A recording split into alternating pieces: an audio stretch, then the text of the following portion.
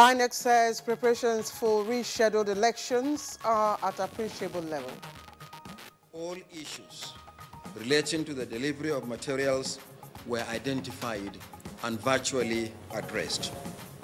Ballot papers, result sheets, and a host of non-sensitive materials are now in location across of the Federation and the Federal Capital Territory.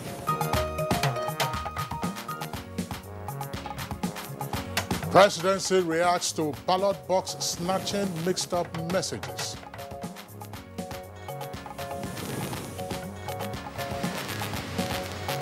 Youth reorientation and man rechanneling as financier to national security.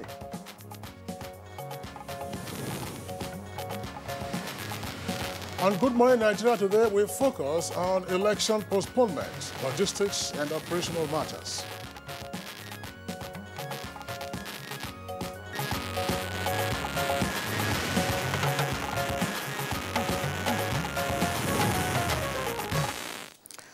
All right, since the electoral umpire, INEC, took the nation unawares with the postponement of the presidential and National Assembly elections, there have been a flurry of comments, analysis, and commentaries.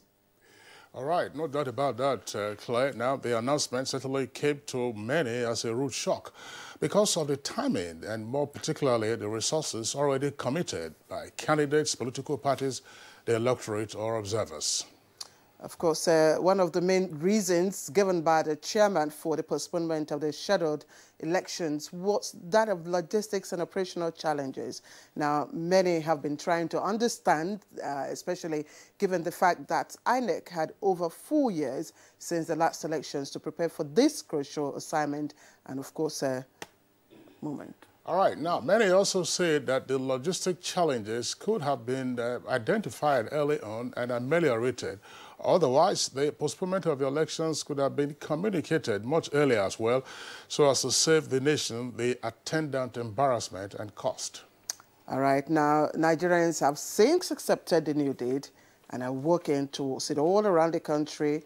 That is the situation. But the question is, what is INEC doing to put behind it the initial logistic challenges, of course, that it said derailed its plans? Now, how can it plan for a smoother conduct of the rescheduled elections? That's, of course, talking about its ICT platforms. Now, these are very pertinent questions that you have raised, and that is why this morning we intend to engage experts in the field of logistics as well as ICT to get their perspectives on what can be done to ensure that there are better arrangements, especially with regard to the transportation, warehousing. It's on that note, of course, we'd like to welcome you to this edition of Good Morning Nigeria. Thank you for being with us. We're on Africa's largest television network, the Nigerian Television Authority. My name is Kingsley Osadolo. I am Claire Dilabo Abdul Razak. The pleasure is always ours having you join us on the program. Of course, we'll also, hopefully today, bring you the complimentary segments of the program, talking about newspaper review, business, sports, foreign, and arts and entertainment, always taking the rear. Right now, Comfort Amodu is in our news studio ready to give us the morning news. Comfort, good to have you with us. Hello, Claire and Kingsley. Here is the news. There is high hope that the elections scheduled for this Saturday will hold as preparations have reached appreciable level. INEC Chairman Professor Mahmoud Yakubu gave the assurance at a media conference in Abuja. Issues relating to the delivery of materials were identified and virtually addressed. Ballot papers, result sheets, and a host of non-sensitive materials are now in location across of the Federation and the Federal Capital Territory. I want to report that we have achieved 95% configuration of the 180,000 smart card readers, and this process is going to be completed early morning on Wednesday. And President Muhammadu Buhari has again asked Nigerians to brave the challenges of the postponed elections to cast their ballots this Saturday.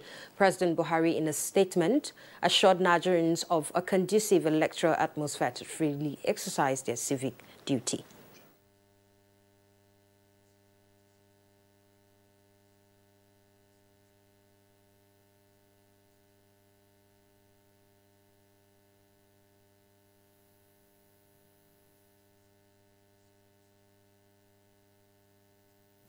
must not be dampened.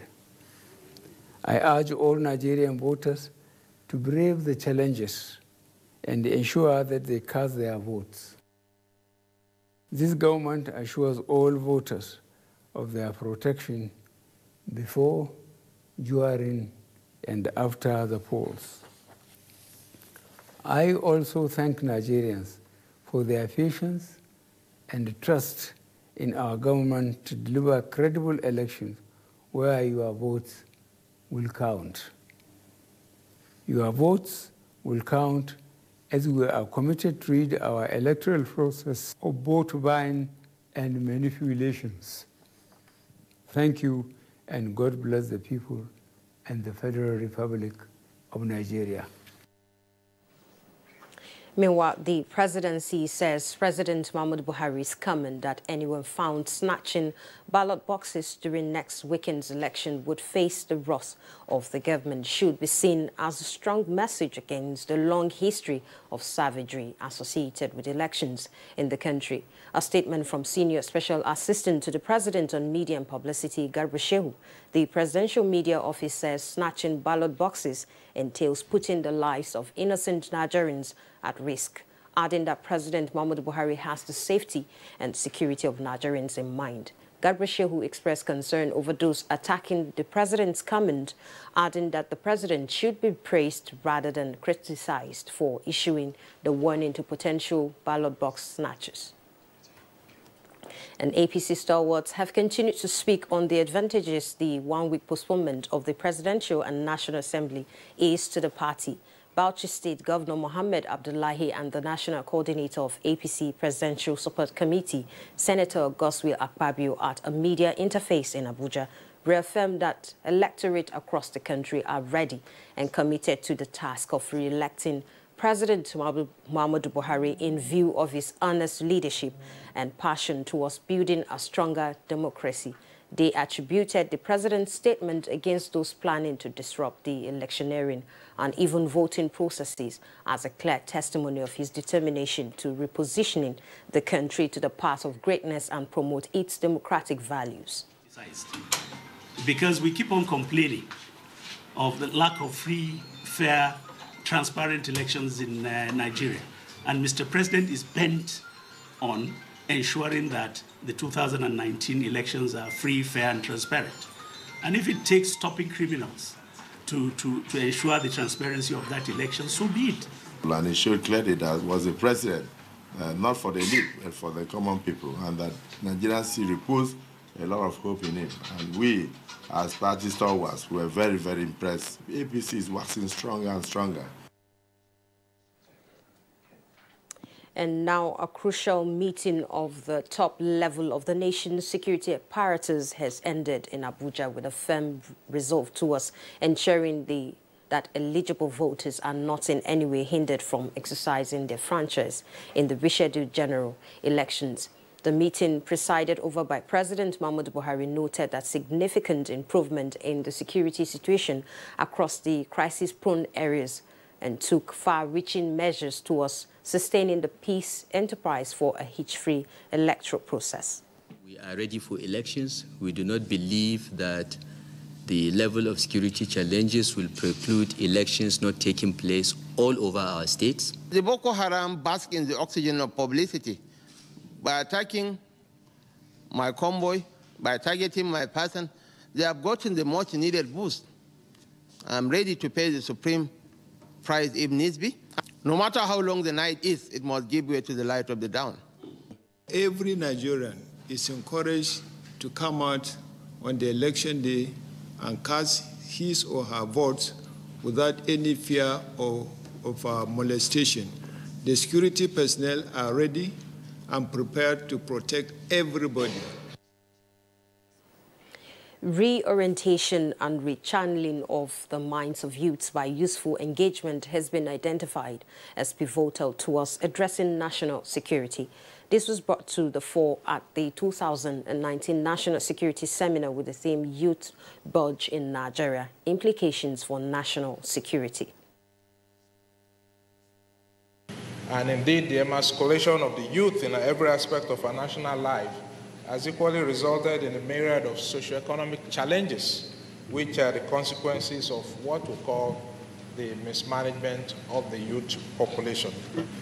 They are disturbed or worried about engagement, empowerment, and employment. That is the problem. And unless we look critically at these three words I've mentioned, we'll have difficulty trying to resolve the tendencies they have that might also lead to insecurity. Youth in themselves could be very useful in national development. Nigeria is blessed that we have youth in a large population of youth that could develop our economy.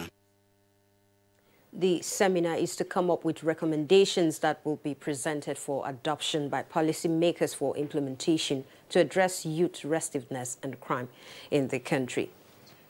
And as part of its renewed commitment to conduct free and fair elections, all staff of the Independent National Electoral Commission who will participate in the 2019 general elections have taken an oath of neutrality. All sensitive materials which were fully deployed to all the 21 local government areas have now been returned to the board of the CBN as directed, 100%. INEC shall endeavor to conduct the 2019 general election in the most efficient and professional manner based on global best practices. The People's Democratic Party has implored Nigerians to come out en masse and vote for the candidate of their choice in the rescheduled presidential election. This was the unanimous call of the national chairman Uche Secondus and the presidential candidate Atiku Abubakar at the party's 84th National Executive Committee's meeting in Abuja. We believe in PDP, that we are law-abiding, we know the law, the Constitution is there. And that wraps up the news segment. The program continues shortly. Good morning.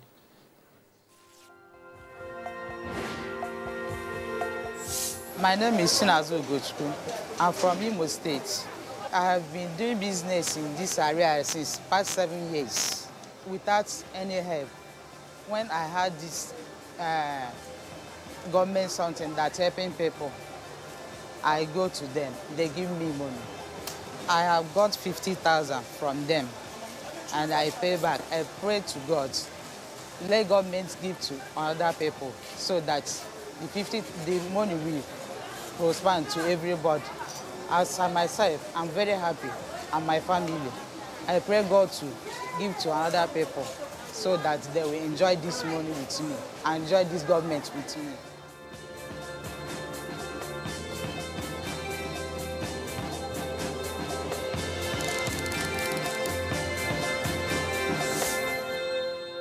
Manager people, make we make the right choice, yo. Make we vote for the man of integrity. Hey, so make we gather together and make this change. Work, my people of Nigeria. Together we go carry Nigeria to the next level. Nigeria don't decide. Vote Baba Buhari. Baba Buhari, the man of integrity. Hey, vote Baba Buhari. Man, we no corrupt, we no go chop our money. Hey. Agriculture to the next level, fight corruption to the next level, good roads to the next level, electricity to the next level, railway to the next level, empower to the next level, that money for good health we go. Oh, Baba Buhari, my people, for the next level. Naija people, make we all come out to vote Baba Buhari. This message is from Buhari Next Level Group. So, how do I look, guys?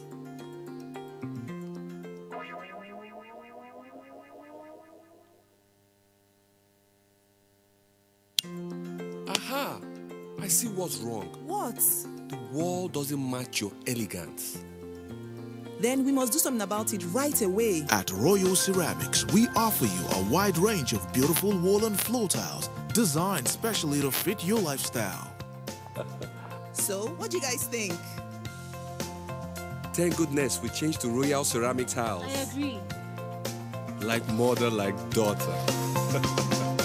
Royal Ceramics, finish in style. Your perfect family is under threat by germs. Infectious diseases are now the world's biggest killer of adults and children.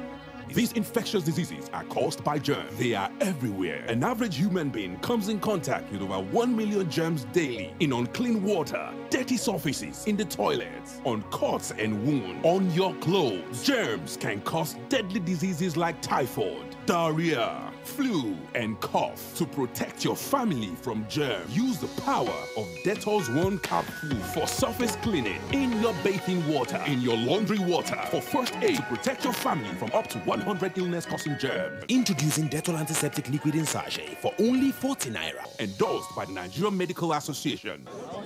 See something?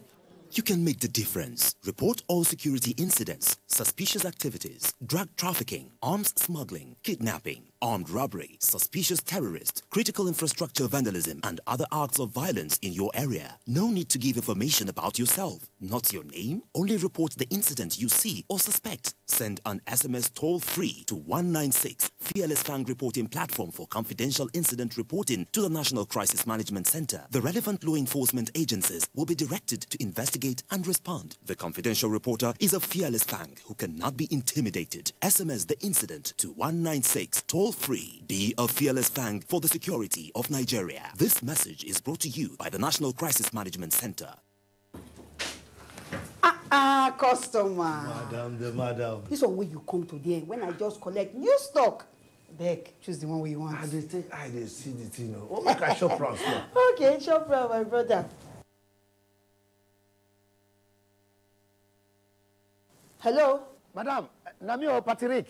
Pato, how now? Madam, you don't tell where you coming to service your generator. You the vex for me? No vex. I know they use my generator anymore because federal government don't give us steady light for this our Surah market. Okay, bye-bye, madam. Bye-bye. So, madam, so now self they enjoy steady power supply for yourself. Just like as we they enjoy and for Sabongiri for Kano. And even for area market for Aba. Hey. All the better way the federal government they do for this light matter. It don't make light better pass as the day before for this our country. True.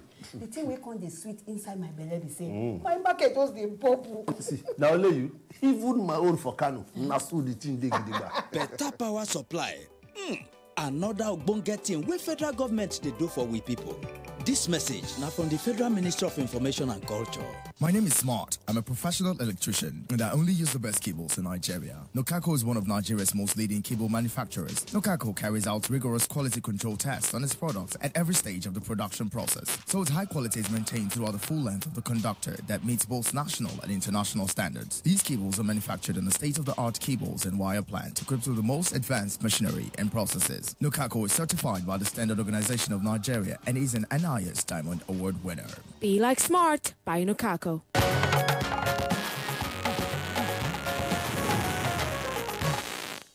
right, let's join Comfort Amodu now for business news.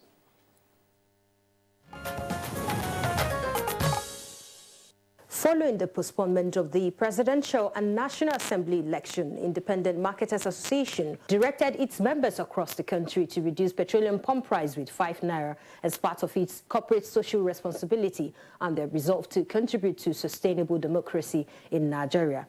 Instead of them to sell 145 naira per litre, to bring it down to 140 between today, Wednesday, Thursday, Friday. At least to encourage people to go back again en masse to exercise their own franchise. And they are reducing the money of fuel. We are buying it for 145 naira. Now it came down for 140. I think this improvement, I think step by step make a long journey.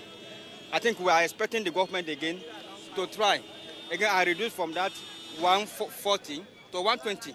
And in other business developments, the 2019 January price watch for some selected food items released by the National Bureau of Statistics indicate that 1 kilogram of tomato decreased by 2.39% year-on-year to 265.49 naira in January. A dozen of agric eggs medium size increased year-on-year by 7.49% and 0.62% month-on-month to 469.85 naira in January 2019 from 466.97 naira in December 2018, while the average price of one egg increased year-on-year by 8.58% and decreased month-on-month by minus 0.93% to 42.18 naira in January 2019 from 42.58 naira in December 2008. The average price of 1 kilogram of tomato decreased year-on-year by minus 2.39% and month-on-month by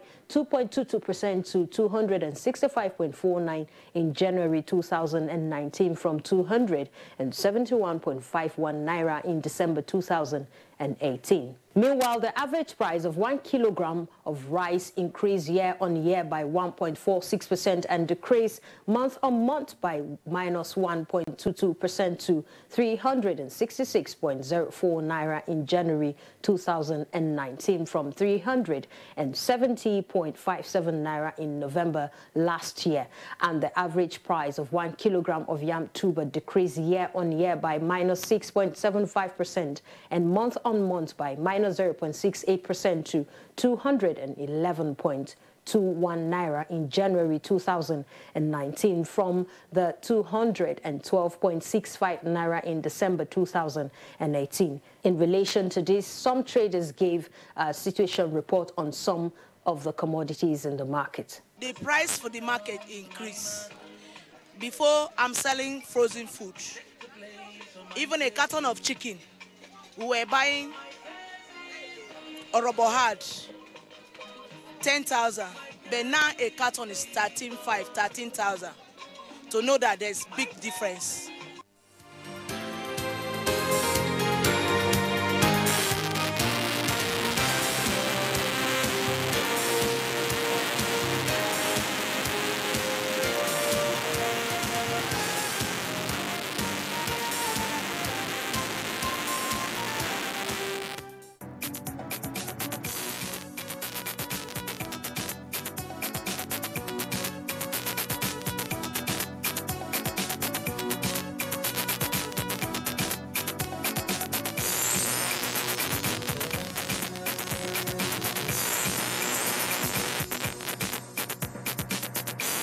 With business news and comfort, Amadou. Thank you very much, Comfort, for the update on business. Next on the program is Newspaper Review.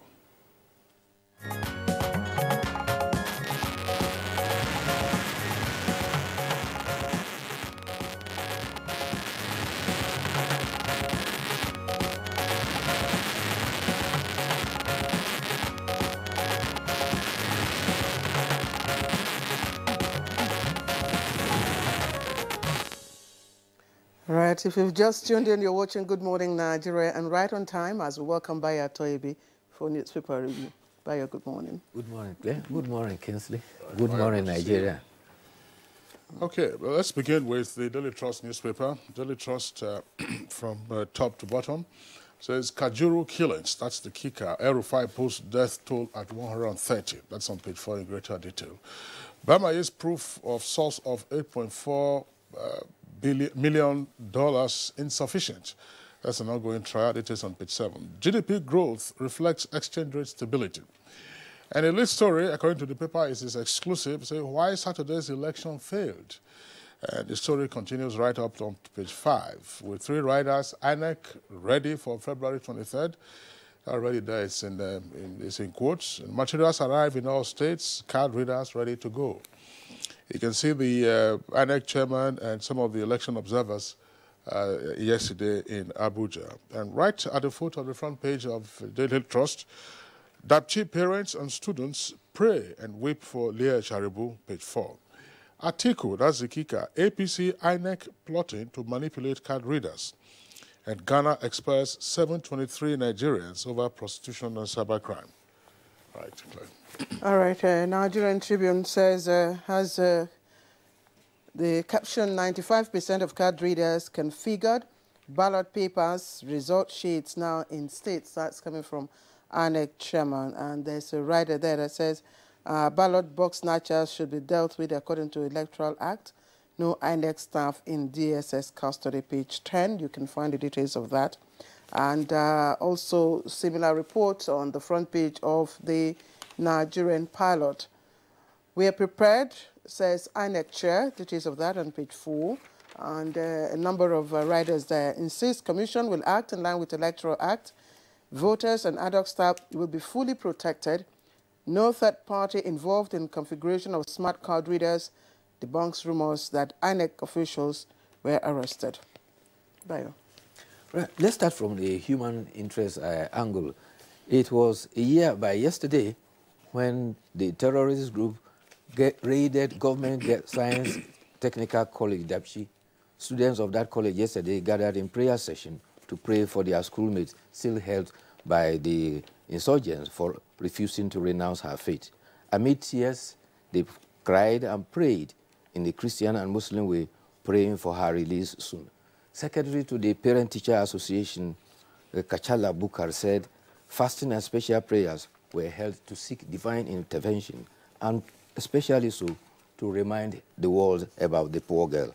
At the home of Mr. Sharibu and Rebecca Sharibu, prayers were also held and the parents were said to be away at Adamawa. But an aunt to the still being held girl, her aunt Helakumi Manasseh, asked that the negotiations for her niece's release should be taken the more seriously. On the story of Kajuru that Kingsley read earlier on, the governor of Kaduna State has clarified that 130 persons were killed in villages in Kajuru. Governor El Rufai declared that as governor of the state, I will be irresponsible to stand before the media and say something has happened that has not happened. It may be recalled that the governor last Friday said 66 people were killed in 8 Maro settlements in Kajuru. Among those killed were 22 children and 12 women. The violent incident and election atrocity fusion center, VIAFOG, said it contacted residents and community leaders in Kajuru and also transed all possible sources. And they claimed that they said the 2 additional fact-finding missions were sent to verify the claims, and they concluded that, sadly, the alleged attack and killing claimed by the governor did not occur. And there are indications that gunmen had actually attacked an Ungwambarde and Adara community, and the following attack on Friday was indeed reprisal for that attack. And he says, as a governor, I receive security briefing every morning, and I work on that basis. Anyone who wants to contradict what I have said should have superior information. He said, the first said that I lied. Then they said it didn't happen. And then they started saying the number is not as announced. The Commissioner of Police for Kaduna State, Ahmed Abdurrahman, says 11 suspects have been arrested, and the governor has vowed that all those arrested will be brought to justice. Meanwhile, the President Muhammadu Buhari yesterday held a closed-door meeting with security chief. It was attended by the Minister of Defense, the Chief of Defense Staff, Service Chief, Directors General of DSS and National Intelligence Agency, as well as the Inspector General of Police and the Secretary to the Government of the Federation. Also in attendance were governors of Adamawa, Borno, and Kaduna State. Some papers report that the meeting was to appraise security situation, particularly in states that have been perceived as flashpoints that could hamper smooth conduct of the polls. The Acting Inspector General of Police, who provided brief after the meeting, said that the security agencies have resolved to provide further security so that every electorate will come out and cast their vote without molestation. The security personnel are ready and prepared to protect everybody. And he warned, ballot snatching, vote buying, and thuggery will not be condoned. Anyone planning to use thug should have a rethink. All right, Bayo, let's take a look at the Leadership newspaper. Leadership, banking sector credit rises by 2.9% to 15 trillion naira. And below that, America cannot crush us, says Huawei. It is on page 6. Stop overheating the polity. INEC warns politicians. With 2 riders, denies arrest of staff by security agents. And presidency and PDP bicker over President Buhari's order on riggers. President Buhari meets service chiefs and governors in Villa and perfects security arrangements for polls. That's the rider to that headline. And then right at the foot of the bridge, atop the strip advert, they have the Kajuru death toll rising to 130 according to El-Rufai's dam. Boko Haram, I'm ready to pay the supreme price. That's according to Borno governor. Appeal court sacks Balogun Fulani's Kwara APC ESCO. That's on page 8.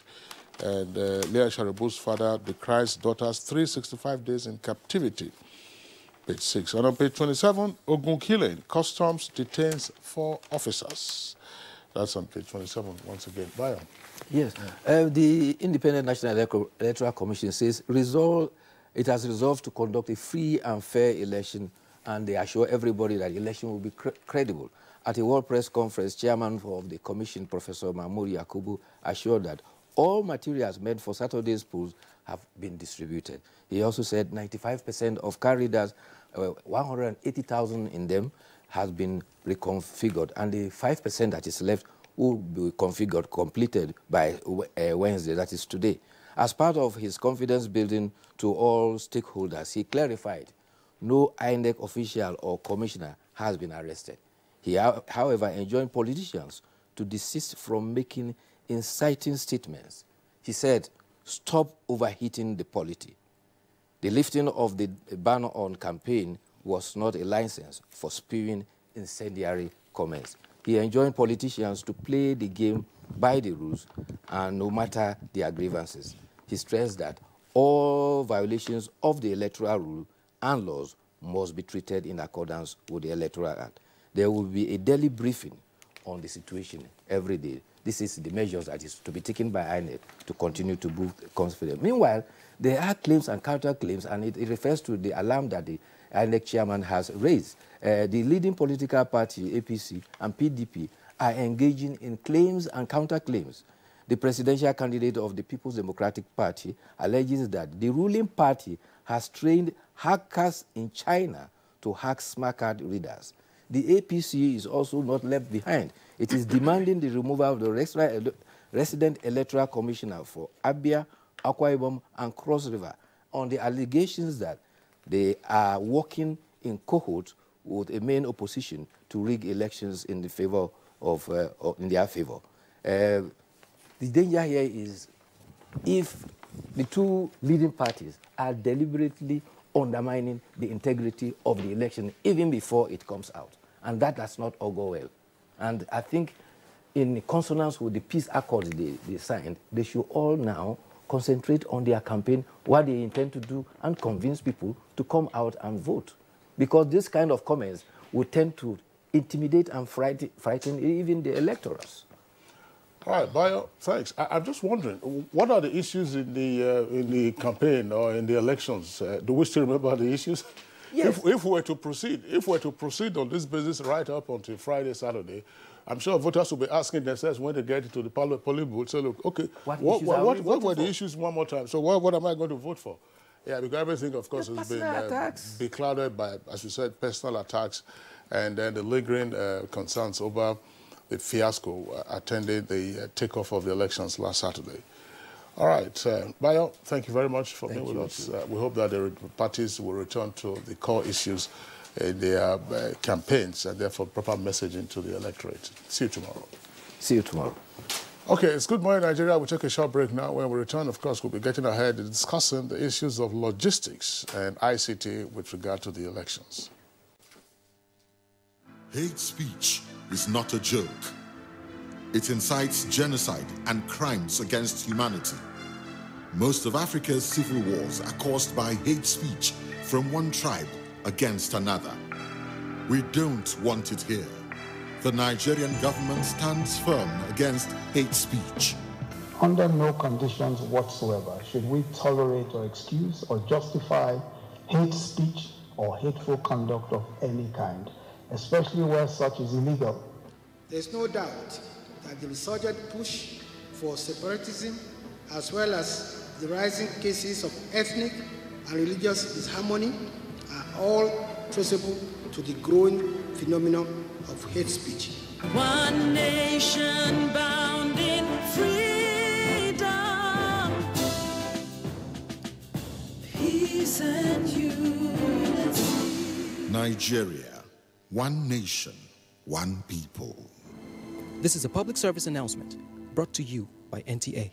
Nigerian youth have seen the positive effects of the Anko Borrowers program of the Buhari administration, which has improved the country's food security. The homegrown school feeding program is catering for over 9 million pupils, engaging and empowering cooks and farmers. What about the 10 billion naira youth entrepreneurship support project to empower youth with startup loans for businesses? We connect to the next level as more than 1 million market women, traders, artisans and farmers from all over Nigeria are getting empowered through interest-free trader money scheme.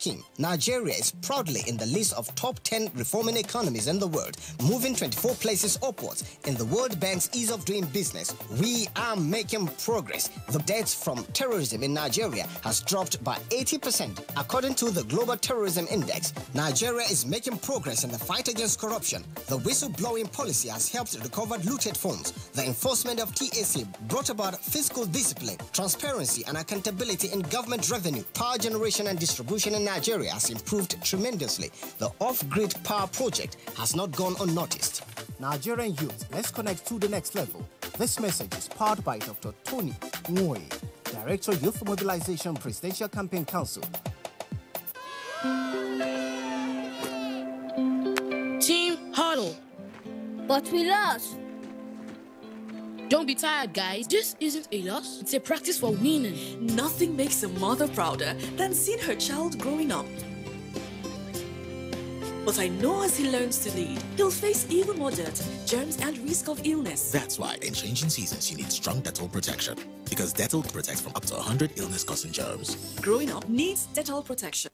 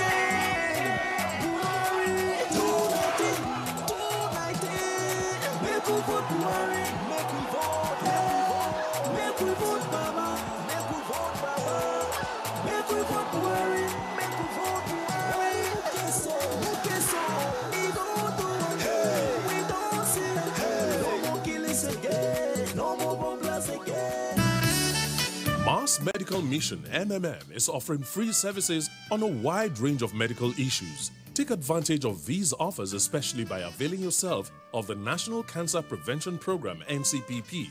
You can do so by coming for our Wellness Wednesday program at 31 Bode Thomas Street, Surulere, Lagos every Wednesday from 7 a.m. You also have the opportunity of seeing the specialist and getting expert opinion on any health issues that may have been bothering you. Are you preparing to get married to your sweetheart? Then we have a pre-marital health program that will help you ensure that you start your married life on a healthy footing. Very important health screening and counseling will be made available for you and your partner. You can avail yourself of this opportunity by attending our pre-wedding Wednesday program from 7 a.m. For inquiries, send a mail to info@pinkcruise.org or log on to www.pinkcruise.org or call 0805-633-4288. Mission Pink Cruise, taking wellness to all.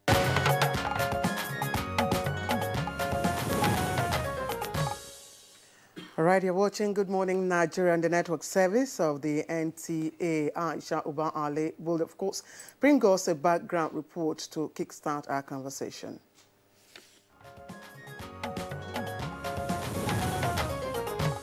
Following a careful review of the implementation of its logistics and operational plan and the determination to conduct free, fair, and credible elections, the Commission came to the conclusion that proceeding with the election as scheduled is no longer feasible. Consequently, the Commission has decided to reschedule the Presidential and National Assembly elections to Saturday, 23rd February 2019. Furthermore, the Governorship, State House of Assembly, and Federal Capital Territory Area Council elections are rescheduled to Saturday, 9th March 2019. This will afford the Commission the opportunity to address identified challenges in order to maintain the quality of our elections. This was a difficult decision for the Commission to take, but necessary for the successful delivery of elections and the consolidation of our democracy. These were the reasons stated by the INEC chairman, Mahmoud Yakubu, at a media briefing after the postponement of the 2019 general elections. Many Nigerians received the news with shock, especially in view of the repeated assurances by the Commission that all was set for the elections.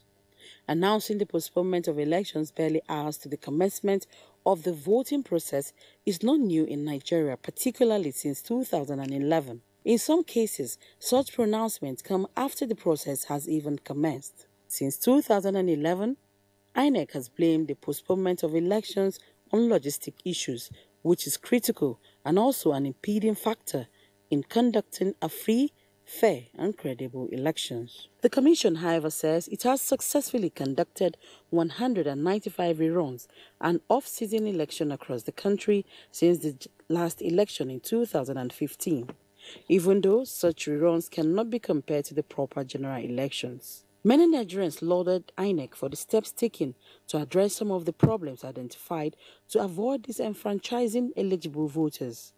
But on the other hand, they believe INEC had enough time for preparation before the slated dates. And it may be recalled that in 2011, the National Assembly election scheduled for April 2nd, which commenced smoothly in states such as Lagos, Kaduna, Kebbi, Delta, Zamfara and Enugu, were later rescheduled by INEC, citing the fact that sensitive materials were deployed late.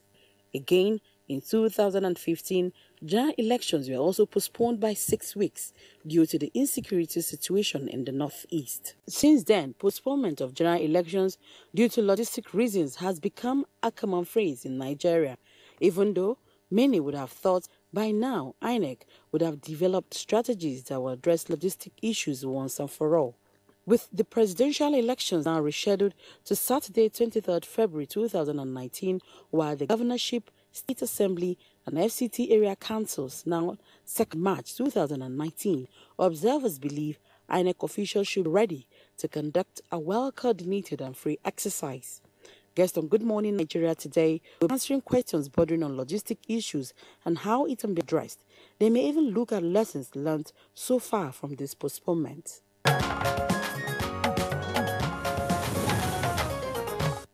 All right, joining us in the studios now to discuss this issue in further detail, would like to first welcome Mani Ochubojo. He's a lawyer and a transport consultant. Mani, pleasure to have you again on Good Morning Nigeria. Thank you very much, Kinsley.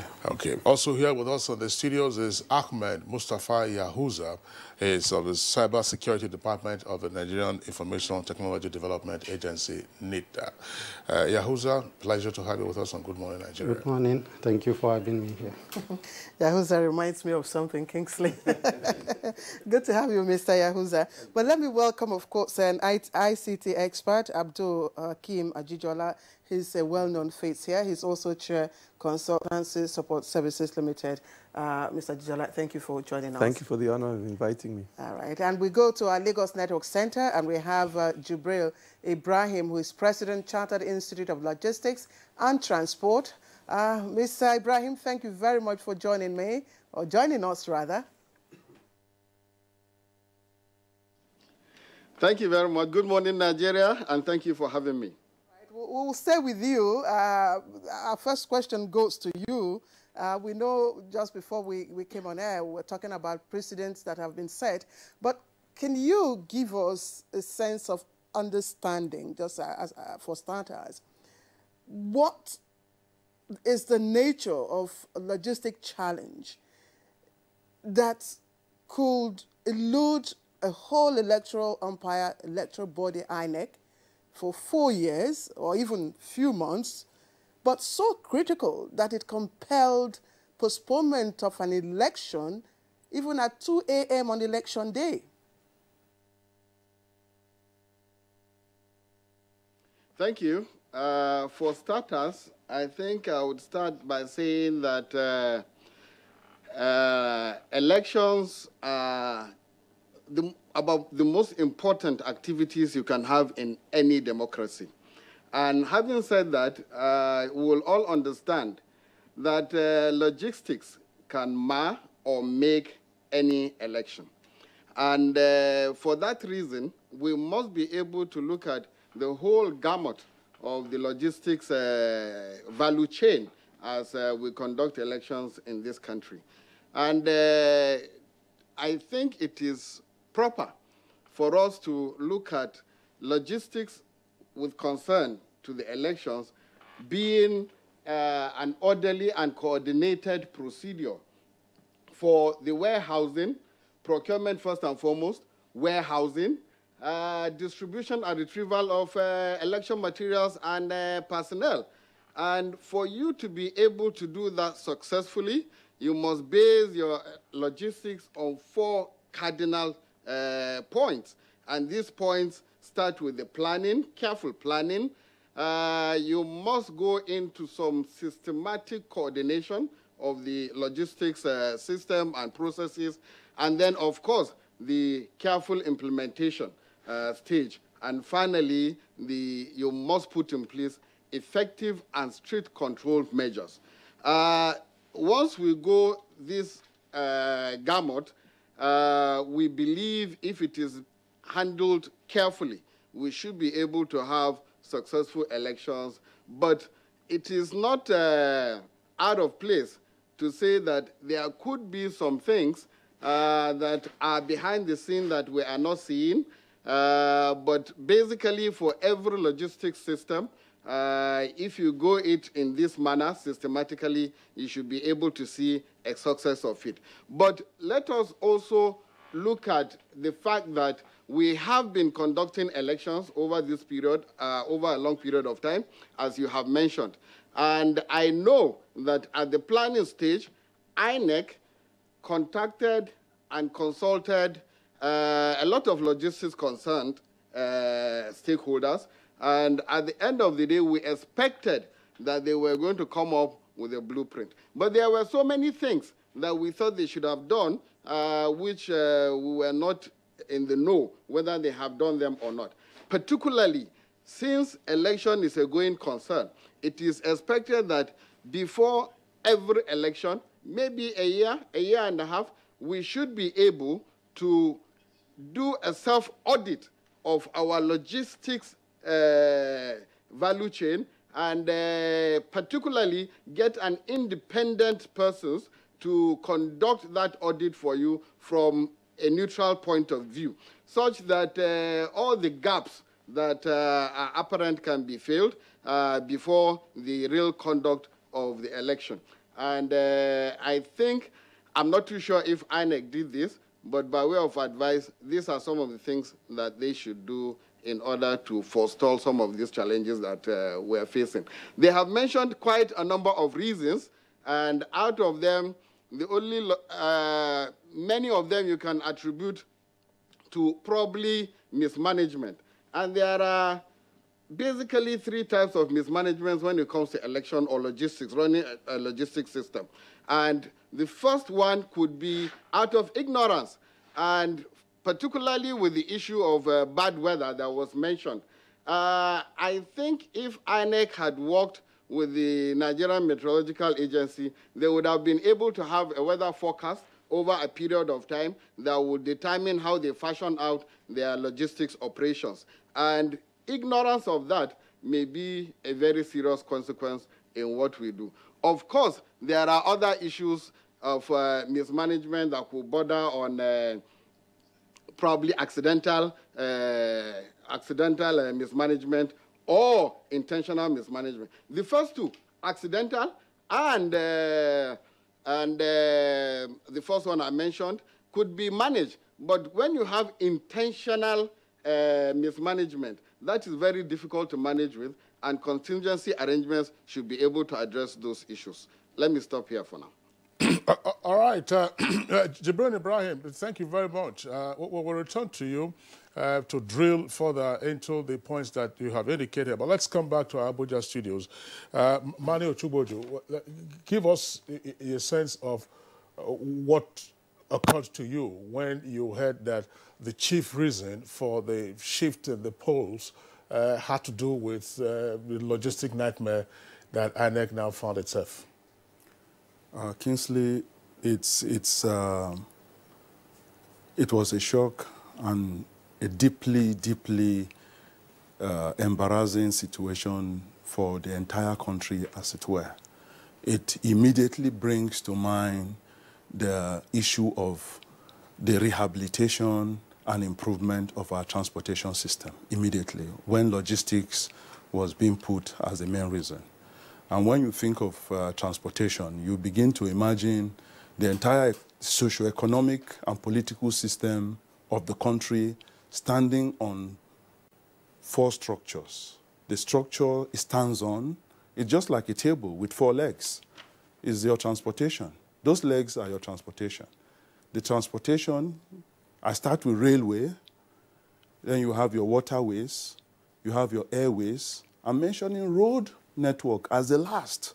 I'm mentioning it last because it seems to be the only one we tend to emphasize on.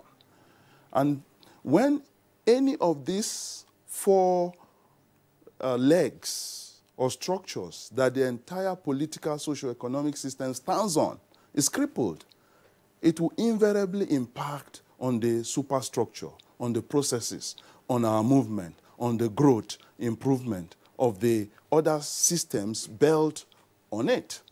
And in our case, in Nigeria, when the reason being given for the cancellation of election is logistics, it brings to the forefront the issue of the crippled railway system in Nigeria, the issue of the crippled waterway system in Nigeria. And Kingsley, we've had calls to discuss those issues here before. Now, when you have a structure that is crippled on two fronts, it will invariably impact on its mobility, on its efficiency, on its growth, and even its aspiration to be the giant of Africa. And in this instance, the crippled infrastructure has exposed us to international disgrace, as it were. That's one point. The second point is that listening to the INEC chairman and giving reasons for the cancellation, talking about operational and logistical reasons, my instinct as a lawyer is that, no, they are not legally tenable. You don't give reasons for your inefficiency, for your incompetence, for cancelling an election. A national election, the entire eyes of the entire world are on Nigeria. You don't do that. Furthermore, he even in his speech agreed that, oh, no, I have enough resources. You have enough resources. If you have enough resources and enough for security reasons, then you must be able to provide for logistics, howsoever difficult they are. Now, I will avoid repeating some of the brilliant analysis of Jibril in Lagos. I'll keep to other aspects so that we'll have a more balanced conversation here. Okay, let's bring in Ajijola. Ajijola, you know, when we hear logistics, of course, the first place our minds go to is, you know, movement, transport, and all that. But within the context of election and the electoral process, can you give us, you know, a sense of understanding of what logistics entail? With these two logistics gurus, I think that might be a difficult call. But, you know, let's understand its background. Really, it's a military science. And really, it's all about handling and details of an operation, be it a military operation, be it a voting operation. And if I may digress a little bit, I think too many of us forget that the electoral process is not just voting. There are a whole series of things. And I think for me, as a Nigerian, my most critical concern that I think the public should have is, do we have confidence in the process? And will the winners and the losers have confidence that the process was relatively, or let's just say free and fair to a reasonable extent? And I think this is the key takeaway that we must think about. In addition to this, I think as a society, we have to be far more tolerant of failure, but not tolerant of incompetence. They are different. Things happen, things don't work sometimes, despite your best efforts and your best intentions. But if there's incompetence, that has to be dealt with. Now, I think also that we are in the heat of the moment. So this may not be the time really to unduly task INEC. Let's, you know, the horse is already out. We have to get this thing home. So let's get this election done. But after the election, I think, particularly starting with the chairman of INEC, he needs to ask his team two very fundamental questions. What did we do right? Because not everything is a shambles. Not everything went wrong. Remember, this is a long process. And don't forget also that all of us have a collective responsibility in the challenge. You may say, I have the budget. Was the budget released to me on time? Those are the kind of questions. The second issue that the INEC chairman needs to ask his team is, what could we do better? Not what did we do wrong. And the logic behind this is that we must move ourselves away from recrimination and blaming. Yes, there may be some people or some things to blame, but the issue is that let us be constructive. What can we do better? So for me, these are the critical questions that I would love to see the answers. And of course, below those questions, there are many other issues. Okay, Ajijola, thank you very much. Let's bring in Ahmed Mustafa Yahuza. I would like you first, while we are still on logistics, I would like you to give us a sense of the role ICT plays in logistics. I'm asking this question against the background of our everyday experience. For those, for instance, who fly in Nigeria, you can see this is probably the only situation where you check in your luggage, and then before you board the flight, you are asked to come and physically identify your luggage on the tarmac. You identify, you tap it, and then even the baggage handlers, they will be greeting you. Good afternoon, sir. Safe flight, sir. Safe flight, sir. Elsewhere, you're elsewhere. I mean, you have several stops. You're flying within. Then you have several stops. Sometimes, by the time you land, and it takes a while from your landing gate to the carousel, your luggage is already out there. Yes. So, what is the role of ICT? Because we heard that they said that they were all going to the airport to go and supervise. Is this something you see physically, or that there are other ways that ICT could actually assist with logistics? Yes, thank you very much. So basically it has to do with the maturity level of our ICT in Nigeria. Of course, we are developing, and so also is our ICT. Let me quickly take us down the lane on how INEC has matured to where it is today. INEC, of course, started with manual registration of voters. Then we see a slight shift to registering voters and an optic magnetic reader where they register voters, and of course they scan it and the computer reads the data. Then following it, we saw INEC using 2 fingerprints for biometric authentication, and of course the recent improvement of capturing the 10 fingers. So if you gradually look at this, there's a maturity part that we need to take to be able to give a seamless automated process. So considering the INEC election, we know where we want to be. That is fully automated. You being able to vote wherever you are, collation being done automatically. But as it is now, we are not there yet. So some of the challenges we have been faced has to do with where we are. Now at NIDA, we have foreseen where we want to go. And the government too has its own backing with NIDA, where it requests that every agency should come to NIDA for clearing to make sure that all our ICT projects are in line with the overall goal.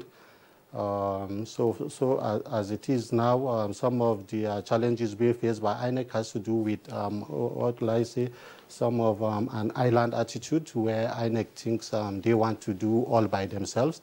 Of course, you'll agree with me, if it is biometric authentication, the best we have so far in Nigeria is BVN. And of course, if you look at that, a whole biometric is based on the authentication algorithm. BVN does 10 fingers, and of course that is good enough. And the failure rate is slightly less than 0.02 using BVN. But of course, INEC is rebuilding the wheel again by doing its own biometric capture. So in essence, what I'm saying is there has to be collaboration. If you have to delegate some other ministries that have mandates to do certain parts of your logistic issue, there's really no need you reinvent the wheel again. Well, yeah, also, thanks. But Ajijola, I would like you to also speak to this. You know, how much infusion of ICT could we have had for a large-scale operation such as the general elections with regard to logistics? Well, unfortunately, we are a bit blind because we don't actually know the degree of ICT deployed by INEC specifically for logistics. But coming back to the challenge that you painted with bags at the airport, I think this is a very good example of technology is not the problem. It's people. It's our culture, and we don't mean culture in terms of tradition, but our way of doing things, our attitude to things, our approach to things. So while technology has or presents a lot of opportunity for improvement, I want to caution us that it's not necessarily the panacea, because technology is developed by people, for people, and it's about people. So people are the common element. And unless and until we get certain aspects of our people right, in terms of our perceptions and culture, really there's a limit to what technology can do. But again, there have been many people who have raised the specter of, can we begin to look at e-voting? Can we begin to look at deploying voting machines? These are options that we do need to investigate. But again, many people approach these things with rose-colored glasses, thinking that we will just deploy, problem solved. It's not that simple. The technology itself, as Malam Ahmed has pointed out, not just in Nigeria, but around the world, has not sufficiently matured for the level of e-voting that people believe they want. People may point to some examples, but almost every one of those examples has had challenges that, after review, have actually undermined the outcome, which comes back to where I started, which was, do we have confidence in the process?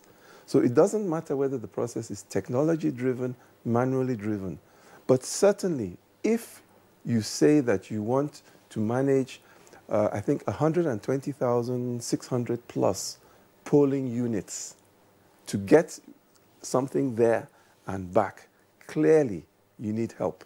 And that help is technology. And if I may just end on one thing that we all need to think about. There are organizations in Nigeria that can get liquid content only to the remotest village in Nigeria and get it back. That's logistics. How do they do it? There are lessons from this. Yes, just before we bring in Mr. Ibrahim, you talked about been blind to the degree of ICT deployed by INEC? For logistics. For logistics, yes. We know that, I mean, INEC has told us, look, we're using PVCs, we're using smart card readers. Can you give us? Yes. But that's for the election in terms of the voting, not necessarily for the logistics of getting the voting materials to wherever they need to go and back to basically the counting centers. What would you want to see? What would you love to have, you know, certainly there needs to be a lot of systems that provide some kind of monitoring capabilities, evaluation capabilities. I think also that there needs to be systems that allow INEC to have a better insight, for example, into the time requirements. Because there are many a time that in Nigeria we are planning something and we say, oh, it takes a day to get something to Port Harcourt. Yes, it may. But this is Nigeria. Let's be realistic. Let's budget 3 days. So I think you know, the logistics people will be able to address those kind of issues. Again, please let us understand, technology in of itself is merely a tool. It is getting the logistics process right that is the critical issue, in my opinion. All right, Abdul Hakim, thank you very much. Let's return again to the logistics gurus. That's Mani and Jibrin. Ibrahim, in our Lagos Network Center, you already gave a broad overview of the issues involved in logistics. And you were hinting at an earlier consultation between INEC and some of the logistics providers in the country. What could have gone wrong? Ahmed here was talking about some INEC perhaps operating as an island, in other words, operating in silos without really broadening out.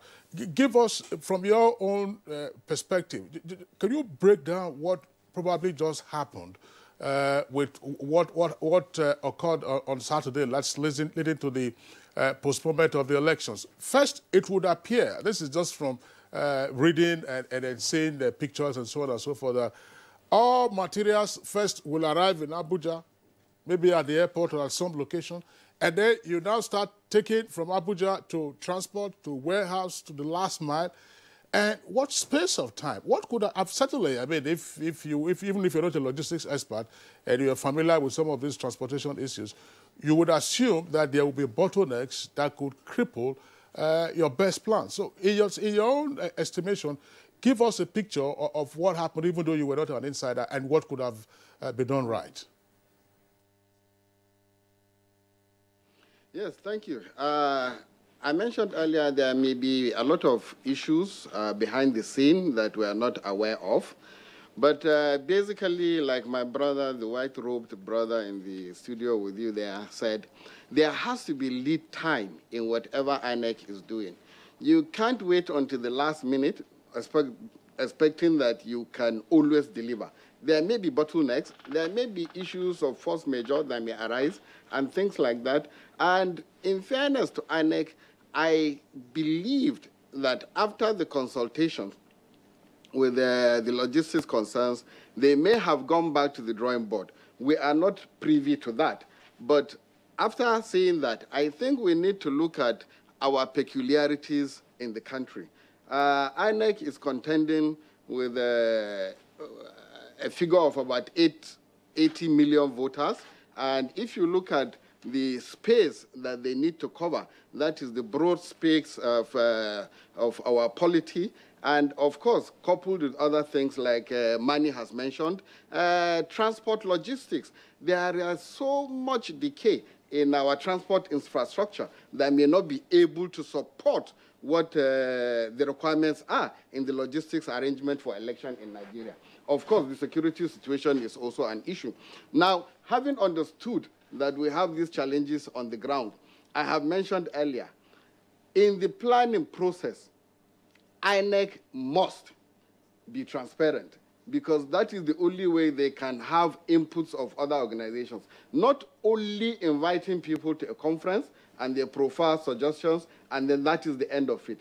And I mentioned also earlier that auditing is key. They must have an audit scheme in place that would always appraise the situation at various times.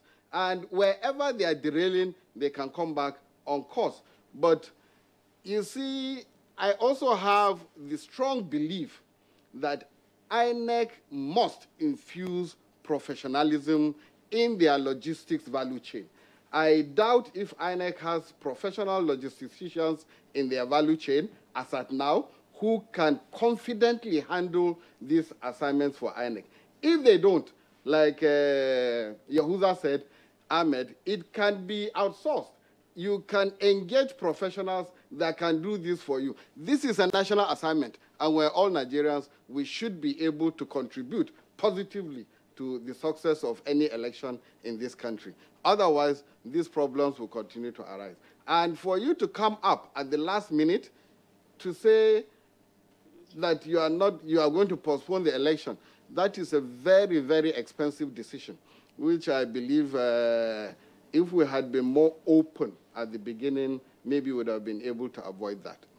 Just still staying with you. Earlier on, you talked about accidental and intentional mismanagement of logistics, you know, within this context. Can you give us insights? Can you give us a picture of what you mean by these two terminologies? Now, accidental could be that by way of probably the INEC personnel are being careless, kind of, and then you end up truncating the logistics chain somewhere. And intentional could be that deliberate effort by individuals to truncate or sabotage the activities of INEC towards hosting the elections in Nigeria. And what I'm impressing is that INEC must bear these things in mind in order for them to forestall happenings in that regard. Of course, you cannot rule out the fact that people would come out one way or the other to see to the destabilization, most especially when you involve politicians at different stages, and they would want to see that they win by all costs. So there may be intentional mismanagement where the INEC personnel are compromised at different stages, and with that happening, I think it will mar any election that INEC is trying to execute successfully. Okay, Jibrin, thanks a lot. We'll return to you subsequently. Let's come back to Mani Chugoju. Now, the trigger for all of this, of course, is the logistic snag that INEC got into, say, at the national level. And we know from the conduct of elections in this country over the decades that, again, as I've had cause to say on this program, somewhat jocularly, that you can actually draft a report before the election, and every other thing else will fall into place. Namely, there will be late arrival of men and materials at the polling stations. Some of them, they will come, they will not have the right materials for the right polling station, for the right polling booth. All of these are issues related to logistics. So at the subnational level, where you have varying terrain and therefore varying challenges, what is it that we could do to forestall? Because now we are hearing that materials have been moved out. They have reached all the states. By Saturday, there's probably no guarantee that voting will start 8 on the dot in all the polling stations, 120,000 or several, or more. What is it that needs to be done now to, as it were, get you to the last mile? Kingsley, this still comes down to the issue of the management of the electoral system itself. It is an ongoing historical problem for Nigeria, and it is just simply untenable that every other generation have been confronted with the utter failure of the management of the electoral system. In this instance, as in many instances, logistics is a recurring decima. On this occasion, we are being told it is even bad weather. Bad weather. You begin to ask yourself, is it tornado? Is it hurricane? Is it tsunami? What kind of weather were we besieged with? The simple thing every elementary school child knows in Nigeria is that we have harmattan in the January-February season. Even that harmattan, can some of our planes land? Can some of our helicopters land? Can they deploy military aircrafts, when they are given almost unfettered access to any resource, any national resource that they need? Can some of our railway lines operate under Harmattan season? Can't we operate our waterways under Harmattan season? What is this bad weather? Listening to the INEC chairman, the more you see, the less you understand. The more you hear, the more you begin to disagree. The things he says and the reasons he gave to me are even, the more they get put into the political arena, they become like metaphysics. You don't believe it, like witchcraft. When you come at 2:30 a.m. to start making announcements, it's like voodoo. Why not during the daylight, where everybody will hear you and listen and give us 3 weeks notice and let everybody comprehend and reason with you? And to make matters worse, you don't even apologize. You use the wrong adjective, like I regret. That is so patronizing. It is a wrong adjective. It is insulting. But more importantly, it makes a caricature of you using the adjective, because it makes you look like somebody from the medieval era. But still on logistics, sir. Logistics is something that is easy when you have the resources for it. Pure water goes all over Nigeria. We have all these, what do you call it, multinational corporations, beverages, distributing their wares, which is almost as heavy as INEC matters, materials nationwide, and they deliver it next day. We have FedEx operating in Nigeria. We have DHL operating in Nigeria. And they deliver next day, on time. And they track these things. They even give you tracking number that, look, log into your iPhone or BlackBerry, or you see the tracking of your equipment. Furthermore, sir, still on logistics, part of the problem is INEC self-inflicted. When you go and register 91 political parties, you trivialize the process. I respect multi-party system, but not multitude-party system. Where you have 91 parties, 91 means you have, if they were going to place all their candidates, you have over 23,000 candidates. You are printing 400 million ballot papers in one election, presidential alone. And then you have 640 court cases all over Nigeria. 640 court cases all over. This adds to the internal inefficiencies that we are seeing on display in a very disgraceful form. Okay, I know Ajijola and, of course, Yahuza. Let me just hold you a while. I want to bring in Mr. Jibril Ibrahim from our Lagos Network Center. You know, apart from the issue of bad weather, you know, which, of course, INEC mentioned, and other factors, we also hear misplacement of election materials. For instance, materials meant for one particular state, you know, being seen in another state. Under what circumstance can such logistic mistake be made? Yeah, thank you very much. I remember when we participated in the workshop that was organized by INEC for this election logistics, we had advised categorically on the steps to be taken, which covers the whole gamut of the logistics value chain, starting from procurement issues, warehousing and housing, marking of materials, how to stack election materials, how to distribute them, identifying personnel that are responsible for each kind of material, where they are headed to, and identifying and marking vehicles that are involved and things like that. I don't know how it was actually implemented, and the implementation, if you remember, I say, is a key stage of one of the cardinal the implementation of the election logistics. And we know, we're very much aware that they had gotten into some collaboration with NATO associations, that is transport owners associations in the country, so that they can use their vehicles. But I'm not too sure how that is or was managed. And in the sense that even if you take a cluster of vehicles to deploy your or to distribute your election materials, you must have a professional who is going to supervise and coordinate the movement of those vehicles.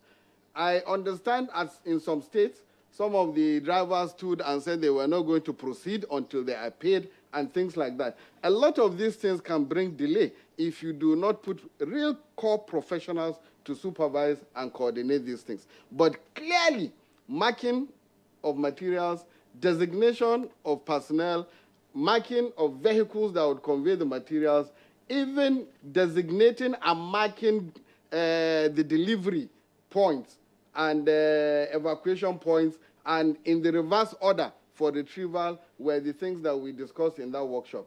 The implementation, I cannot say what really happened. And I think if they had followed the advice, we would have gotten it right. Well, Jibril, I'm tempted to still stay with you because at the subnational level, dealing with the last mile delivery, and therefore the commencement of voter accreditation and voting, because those are some of the challenges that you find usually at the polling station where materials and personnel arrive late. What can be done? All this arrangement of, getting in touch with some associations and perhaps the absence of professional experts in logistics. What would you advise now? Because I'm sure that the persons will just be waiting for the next excuse on Saturday, before something begins to happen. Like we mentioned earlier, there must be lead time. INEC must go into lead time in distribution of these materials. And by the time they get to sub-national levels, they must have designated areas, well-secured areas that they can warehouse these materials, not necessarily delivering them on the very day of the election. They should go closer to the polling stations. And the people, the personnel involved in this value chain must be trained to understand that there is need for efficiency in the way they conduct the distribution exercise down to the polling stations. And of course, where you have people who do not know how to handle this, you are bound to have these problems. But INEC must make sure that right from the national level down to the INEC official who will be handling the materials at state level and at local government levels and at polling units must have that basic training in order to understand the need to carry out logistics activities efficiently and not at their own time or their own pace. They must understand the importance. So attitudinal training is also something that they must imbibe in their personnel. Adejola, you wanted to raise a point. I think I'd like to build on the capacity building thread that Mr. Jibril has touched on. But first of all, let's understand. Clearly, there's a tracking problem. Because if something for state X goes to state Y, clearly there's some kind of tracking problem. Now, having said that, Mr. Kingsley, I think you asked, what do we do? My thinking is that there are two things that we need to look at, or INEC needs to look at. One, ever before elections, the date comes up, they need to embark on drills. Remember, logistics, I said, was a military science. And how does the military deal with these things? They continuously go through drills. Because it is when you go through drills, you go through the process, you repeat the process, you find the flaws.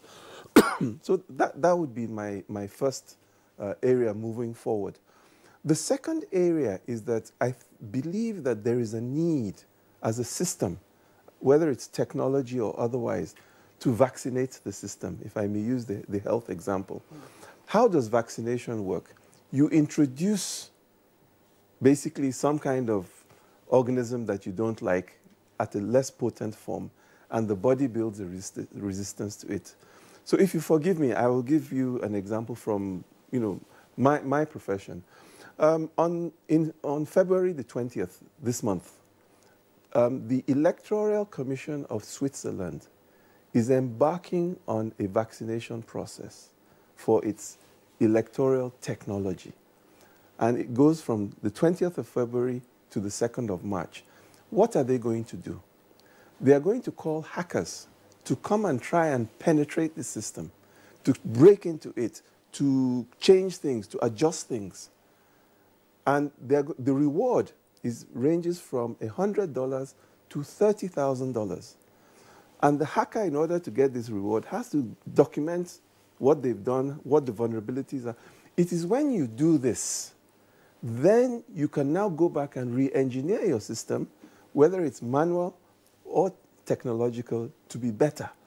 And one of the challenges we have in this country, and it's not just INEC, it's across the board, is that we wait, for example, 4 years, then we bring it out of the cupboard, blow off the dust and say, let's deploy.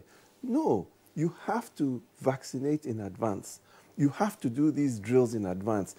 You will realize at some point, oh, something needs an update. Oh, yes, we updated it, but the update itself brings in another flaw. That's how you actually move your technology and your processes forward.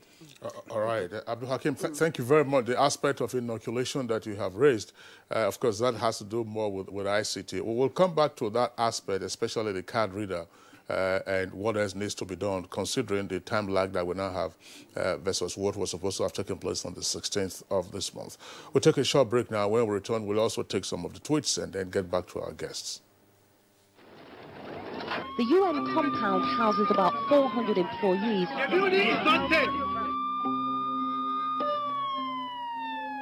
The Nigerian capital Abuja is still reeling from Monday morning's rush hour bomb. If the group did carry out the attack, it would be one of its worst. 2 suicide bombings in Nigeria. One targeted a convoy carrying Nigeria's main opposition leader. Gun attack on the central mosque in North Nigeria's biggest city, Kano. 21 people have died in a large explosion at the Banex Plaza shopping centre in the capital, Abuja. Islamist extremists brought Christmas carnage to churches across Nigeria.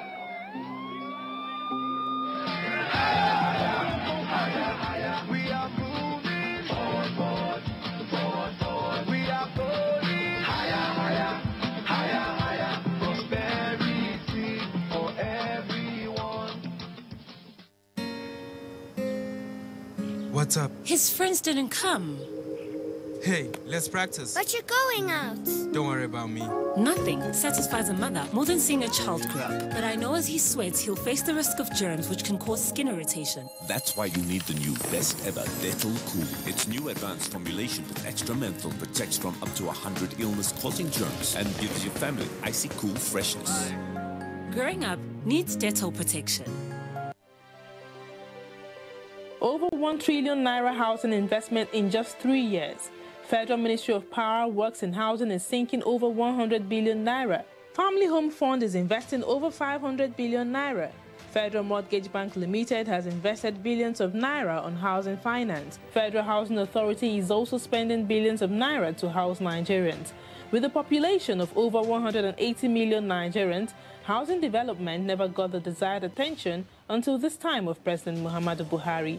While shanties and dilapidated buildings characterized Nigerian landscape in the past, the Buhari's government now is sinking billions of naira for inclusive housing for all Nigerians. For 16 years, the Federal Housing Authority had no single finance from the federal government, but within 3 years of President Buhari, the Federal Housing Authority is back on site, building houses for Nigerians. Supporting Mr. President is a support for more houses to Nigerians. Let's ensure continuity. Let's vote for the man who is doing it.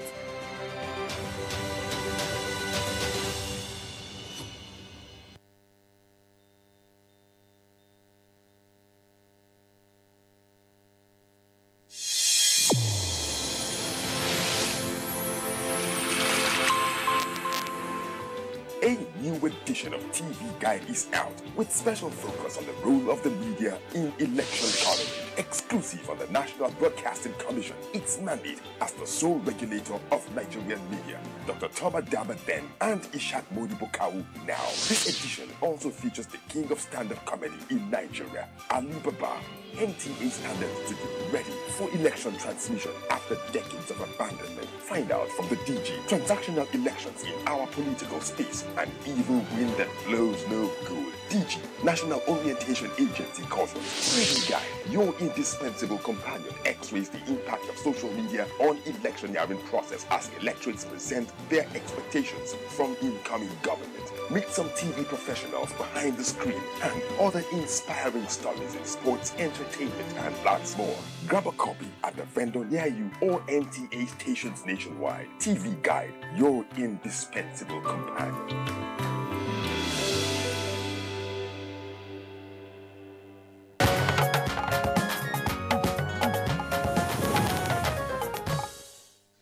Welcome back. This is Good Morning Nigeria, live on Africa's largest TV network. That's the NTA. And we're discussing election postponement, logistics, and, of course, operational matters. We have quite a number of tweets. And if Kingsley, can we start? Well, Law Alpha has this first tweet. It says, logistics issues may not be the remotest reason for the postponement. Rather, it could be a soft word to suit our collective temper. Has INEC successfully recalled the sensitive materials already on transit before the eventual and unfortunate shift of dates? All right. Chris Simeon tweets, the logistic problems raised by INEC could have been avoided if its bosses truly understand what logistic operations involve in Nigeria and move election materials earlier than they did. Sadly, their decision to move materials late backfired, leading to bad publicity for them.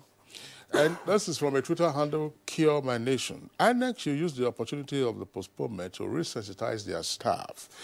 And they should also enlighten them on the consequences that await anyone involved in electoral malpractice. This will make them sit up and do their work diligently. All right. Another one again by Mike Anyakwo. And it's with the words, logistic problems were made popular by Professor Nwosu when he was electoral chairman. What happened during his tenure is now history. The same words had resurfaced again. INEC must do the job. The commission was well mobilized by both executive and National Assembly. Dele Jack Solomon has this tweet. Now, the legitimate questions Nigerians have asked include the following. At what point did it occur to INEC and its leadership that there were challenges of logistics? INEC has not yet offered satisfactory answers. It must now deliver to Nigerians credible elections on the 23rd of February and the 9th of March. And Festus Akiboyewa tweets, the transport problems Nigerians face daily are enough warning signs for INEC not to leave delivery of election materials late. Government at all levels must be committed to improving our transport infrastructure across the country to reduce logistic problems facing Nigerians. And Mohammed Satomi tweets, I saw on the NTA Maiduguri local news that sensitive and non-sensitive materials arrived in Maiduguri. It's now left to us to come out en masse on Saturday to vote for candidates of our choice. And Akejo Lagbaju tweets, logistic is a word we try to avoid in best management practice. Rather, we tend to break it down to various components for easy planning and execution.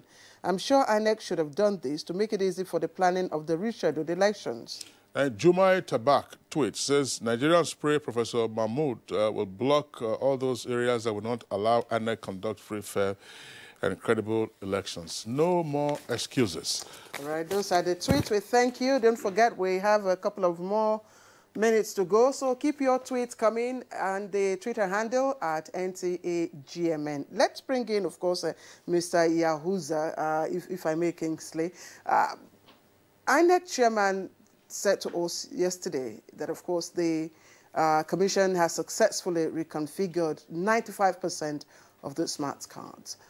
Now, what are your thoughts? Are we likely to have any issues with that? Yes, thank you very much. Well, quite okay. As you know, logistics too is not only transportation. It involves the deployment of ICT tools, the registration of voters, the collection, and then the transmission of data. Now, from what we have learned, the biometric, the voters authentication tool, which INEC has reconfigured, Of course, I believe what they have just done is just to change the date so that collection of data and authentication will show the next upcoming election rather than the 16 that has passed. But close at NIDA, our business, of course, is IT. So, of course, we consider networking, cybersecurity, and the whole gamut of ICT. And we think at NIDA, what INEC, considering their maturity steps that they have taken, we believe that INEC will attempt to transmit election result electronically. Now, the government has issued a couple of circulars from 2016, 2018, and of course, even a presidential directive that all MDAs should submit their projects to NIDA. This is because NIDA has an overview of ICT status of Nigeria, and we're in a better position to advise INEC on what we deem is the best possible method of transmission collection. Now, we are able to predict and look at INEC might attempt to transmit election result via SMS. And of course, we all know SMS is not secured. But of course, if all these projects have been submitted at NIDA prior time, we'll be able to advise accordingly. Now, INEC has reconfigured their voters' authentication card. Is okay, since, but we believe it can be done better because, as I earlier said, the authentication algorithm matters a lot, where you go with your fingerprint, you put, and you have a very minimal error rate. So if you look at your BVN, regardless of wherever you go, once you put your thumb, it comes out. So you can see their own authentication algorithm is a bit superior than what we believe INEC has deployed. And unfortunately, as we earlier said, the closed-door attitude of not trying to call other agencies. Of course, we all love Nigeria, and we want the election to go as successfully as possible, and we believe that we can give our best technology-wise and advise accordingly to INEC. Okay, Yahuza, thanks. But still on ICT, this time on the smart card readers, Ajijola, there have been reports, in fact, right up on this morning when we were reading the papers and reviewing the stories, there have been all kinds of claims and counterclaims that, look, the smart card readers might be manipulated and so on and so forth. All of the allegations that would tend to impugn the integrity of the elections even before voting day. Are there necessary safeguards that should be in place now to ensure that right up to the smart card readers, because if the smart card reader fails or doesn't work, we are told there are no incident forms? Quick answer, I don't know. And I think this comes back to some of the issues Ahmed has raised. Really, there needs to be a little more openness in the process. We can only assume that in line with best practice, some of these things have been done. But having listened to Ahmed, having listened to the two logistics experts, one would actually raise some red flags. Has best practice been followed? Because, you know, when you enter an aircraft, to go back to your airport example, and you see water leaking from the, overhead baggage, maybe there's a problem with the AC, or you see the chair in tatters, if the part you see raises red flags, you worry about the part you cannot see. And this is, but if I may also just raise an issue that from one of the tweets, and I think this is very, very critical going forward for INEC and for anybody going to look into the issues at INEC. We really need to know, honestly and truly as a nation, who knew what, who knew it when, and what did they or did they not do about it. Because it is possible that the chairman himself might have been misinformed about the status of, the logistics preparedness. It is possible that the chairman might have been informed about the tracking challenges where certain materials have gone to the wrong place. But having said that, that is all the more reason you need to have this postmortem. You need to be able to know who knew what and when. That's fine. Thanks a lot.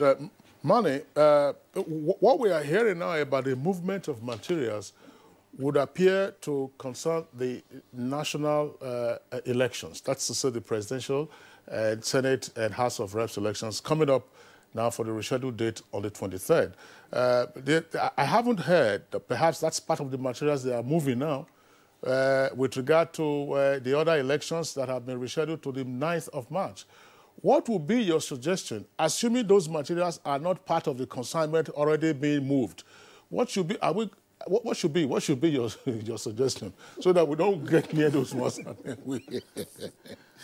we still retain the conversation around planning, execution, and monitoring. Those are issues that may have been poorly implemented. The implementation process. They have to look at their processes, their auditing, and their monitoring. And it has to be tweaked in such a way that, or tuned in such a way that it will be efficient on this occasion. They have to start looking at the fact that they can't deliver on the same day. They have to act maybe 2-3 days in advance. There's nothing wrong with that. They have hubs. They themselves agree that they have 5 particular geographical hubs covering Abuja, Maiduguri and Yola, Port Harcourt. Port Harcourt covers southwest and southeast. And they mentioned this other hub. I think, is it, I've forgotten the fifth hub. That covers, I think, Kaduna also, that covers Kano, sorry. Kano is the 5th hub. Now, they have to place these things there in a geographical location that will be easy to redistribute. And the issue of redistribution is also sensitively a logistical matter. Yes, I agree with my brother Ajijola that it is like a military science that needs to be drilled, repeated, and sometimes, like he said, inoculated. Now, we've had clear cases of failure now. We've had clear cases of failure 2015. We had failures 2011. We have failures 2007. And going back, we've never had it right. And can't we get it right this time? Yes, this other professor, no, the one, not Jega.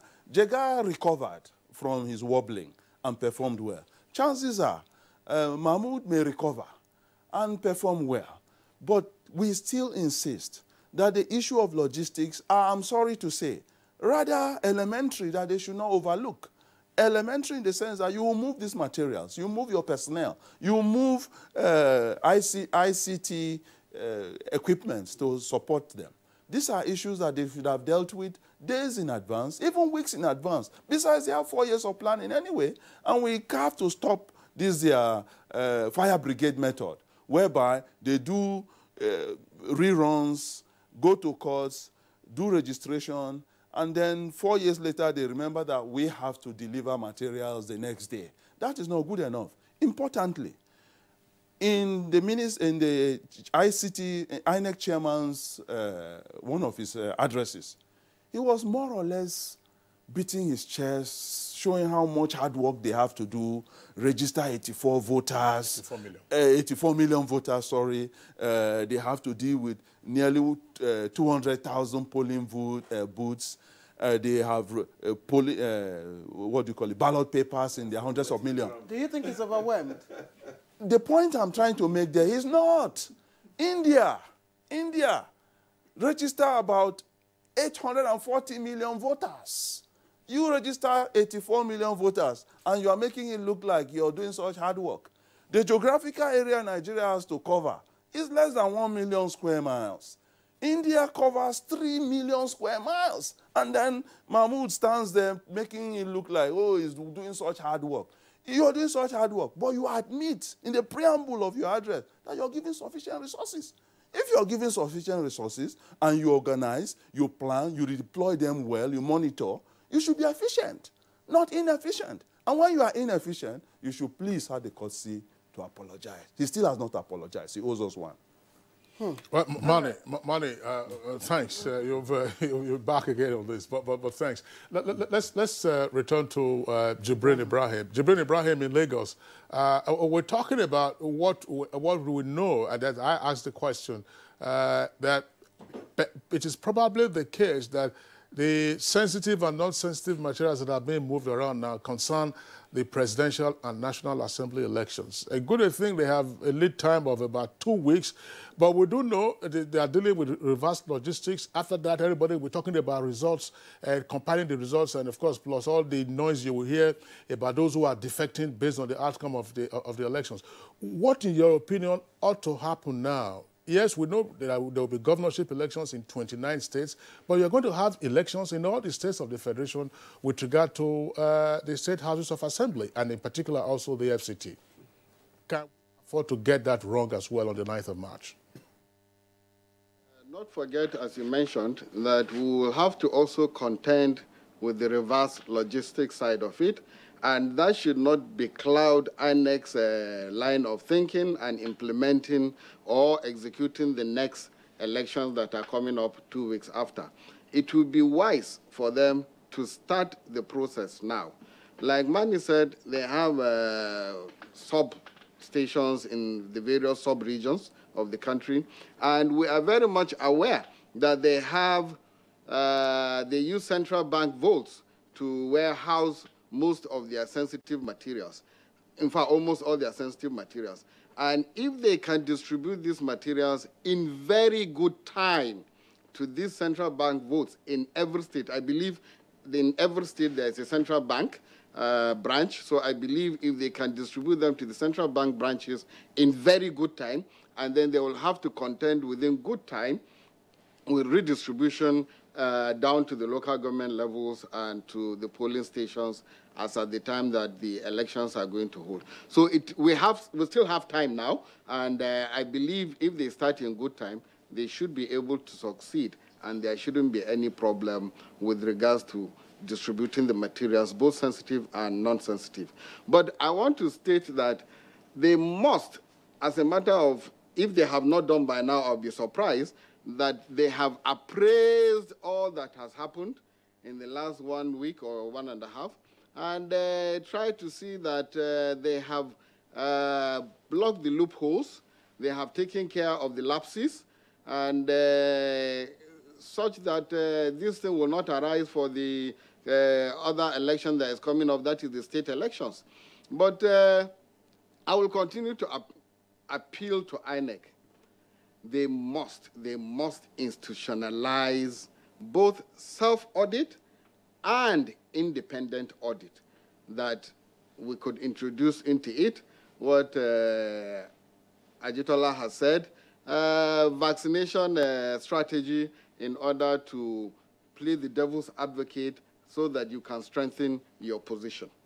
Let's come back here. Thank you, Mr. Jibrin Ibrahim. Let's quickly take our closing remarks now. Hakeem, yes, going forward, what must INEC do now to build trust, of course, with regards to the, other elections? And, some very strategic players also recommended unbundling of INEC. Probably INEC has too many things to do, and that probably cost us this embarrassment. Ooh. Okay, let me start with my final conclusion and then go to the question you asked. Excellence is a journey, not a destination. So INEC needs to, and the rest of us in Nigeria have to appreciate that that excellence is something we will strive for. Yes, we may fall down from time to time. Like I said, we need to be more tolerant of failure, but not tolerant of incompetence. Now, having said that, the issue of unbundling, I think, is something that we could think about as a society. However, before we start to unbundle, there are some things we need to get right first. For example, when you go to vote, are you whom you say you are? And this comes back to the identity management issue. If we can get that right, and I would argue from my own insight that we are beginning to head in the right direction on that. But if we can get that aspect right, it will offload a lot of pressure and overhead, I believe, on INEC. And actually, if you look at the national identity card, because it has quite a sophisticated chip mechanism, your voter identity can actually be stored there. So automatically, not only have you saved money, but you've also saved processing complexity. That's where I would start. You know, Adejola has always harped on that, you know, the fact that you have multiple locations for capturing personal identity, personal data, and so on and so forth. But what you just raised now is an issue that, Claire, we have to deal with on another day. But Yahuza, let's also get your closing thoughts. As politely as you have tried to express some regret that the INEC doesn't appear to have consulted sufficiently with NIDA.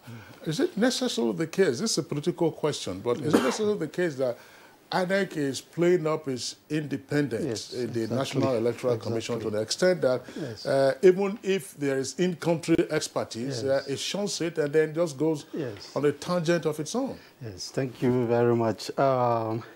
Now, let me just quickly join with what Mr. Adejola said on standardization. If you go to any of INEC's website, there is, mostly website, if you go, there is HTTPS. This shows you that communication is secured. But I tell you, check any INEC website, you'll see there's no HTTPS. Now, a case to worry is the voters registration identification website, where I go in, if I get your name, your age, which of course I can get from Google, as soon as I put it in, I'm going to get all your details, your polling units, your VIN number, what have you. Now, on the issue of INEC independence, in my own opinion, INEC independence is on its own major function, which is the conducting of election, the registration of voters, and there are laid down rules on how you procure equipment. You are a government establishment. You are bound by government circulars. If government issues circulars, of course, you must respect circulars. The circular government issue that says everybody must come to NIDA for clearance. We have ICPC. ICPCs are independent commission too, but they do send to NIDA. CBN comes to NIDA for clearance. So we really fail to see where the independence of submitting yourself to standardization comes into play. Yeah, so I would like to close by saying that collaboration is the key. No one single entity can do it alone. Of course, if it is biometric, if it is security, if it is health, we all know where we need to fall back to. All right, Ahmed Mustafa Yahuza, I'd like to thank you, Head Computer Emergency Readiness and Response Team, the Nigerian Information Technology Development Agency, NIDA. Thank you very much. Let me also appreciate Abdul Hakim Adejola, of course, who is a Chair Consultancy Support Services. Thank you very much. Thank you very much for joining us. Mr. Mani Ochuboju, who is a transport expert, very vibrant one. Thank you very much for joining us. Thank you very much. And Jibril Ibrahim, President, Chartered Institute of Logistics and Transport. We appreciate you. Thank you for joining us from Lagos. But before we allow all of you to go, we have more tweets. Yeah, unfortunately, we are pressed for time, Claire. But the tweets, they came in a torrent. The tweets were delayed. I mean, what was happening? We were taking a cue from... Okay, let's quickly... We just acknowledge the names, Claire. Okay. Salihu Babayi tweeted... Ilya John Boboy, Sunday Michael Amakoji, one of our regulars. He said it was a shock of the decade. Yeah, that's right. Bankole Adesina, Sari Oyego, Shadrach Haruna, Mustafa Buka Kolo, Jumai Tabak, and of course, Awunuji Joshua, that's Metro, Cecilia Okoroma, we already read one of hers. And of course, several others that are here would like to thank you for your tweets. Terry Abdul Karim Zekeri also had a tweet. And Claire? Yes, that's one very All right, one go from Bankole Adesina, and it's an interesting one. It says, NT appears to be basking in a new oxygen of life, especially in this political dispensation. Interestingly, positively impacting on his professional reportage and quality of discussion. He now tunes into NT, of course, this program regularly. Thank you, Bankole Adesina. All right, so that's it for us in our conversation segment today. We'd like to thank all our guests once again. Claire already signed them off. Let's go over now to our sports desk. The draw for the 2019 FIFA Under-20 World Cup will take place on Friday. February 24 in the city of Gdynia, Poland, with Nigeria's Flying Eagles among the 24 qualified teams that will know their group opponents. The biennial competition will be staged in 6 Polish cities from 23rd of May to 15th June 2019. The Flying Eagles are one of the 4 African countries that will compete for honors at Poland 2019. The other 3 are newly crowned continental champions Mali, Senegal and South Africa. Paul Aigbogun's men took 4th position at the just concluded Under-20 Africa Cup of Nations in Niger after losing to Mali in the semi-final and also lost in the 3rd place playoff to the Majita of South Africa. Aigbogun and his charges will look to become the 2nd African countries to win the FIFA Under-20 World Cup after Ghana, who won it in 2009.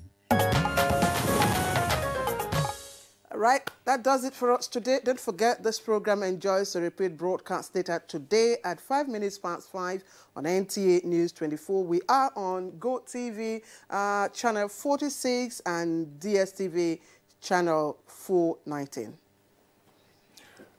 419, that's what she said on DSTV. My name is Kingsley Osadala. Thanking you for being with us on the program today. We're back tomorrow, same time, 7 o'clock in the morning.